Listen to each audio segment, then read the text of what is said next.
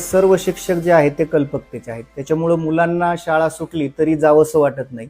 जरी पालक ऊस तोडायला गेले असतील, शेतामध्ये गेले असतील किंवा कामासाठी गेले असतील, पण शाळेचा परिसर, शिक्षक या सर्वांमुळे हे विद्यार्थी या ठिकाणी टिकून आहात. अशा प्रयोगांमुळे सोमनाथ यांना 2018 साली राज्य सरकारचा आदर्श शिक्षक पुरस्कार तर 2022 साली राष्ट्रीय शिक्षक पुरस्कारानं सन्मानित करण्यात आलं. सोमनाथ आपल्या विद्यार्थ्यांसाठी मोठी स्वप्न पाहत आहेत. की माझे किमान 25 विद्यार्थी IAS IPS झाले पाहिजे. दुसरं ड्रीम माझा असं आहे की जिथं मी काम करतो ही शाळा भारतातली सर्वोत्कृष्ट शाळा झाली पाहिजे आणि त्याच्यासाठी